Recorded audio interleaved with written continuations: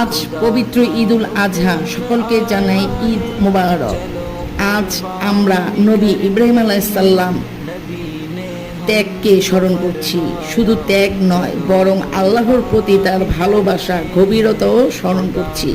কিভাবে তিনি তার প্রাণের চেয়ে প্রিয় পুত্র ইসমাইল আলাইহিস সালামকে আল্লাহর খুশির জন্য ত্যাগ করতে চেয়েছিলেন, কিভাবে আল্লাহ তাকে আরও ভালোভাবে ফিরিয়ে দিয়েছিলেন এবং 10 গুণ সম্মানিত করেছিলেন। এই ঈদ যেন আমাদেরকে স্মরণ করিয়ে দেয় যে যখন আমরা জীবনে আল্লাহর জন্য ত্যাগ স্বীকার করি, তখন আমরা হারি না। আমাদের আন্তরিক ত্যাগ ও কুরবানি কবুল হোক, দোয়া কবুল হোক এবং আমাদের হৃদয় শান্তিতে ভরে উঠুক। আমিন।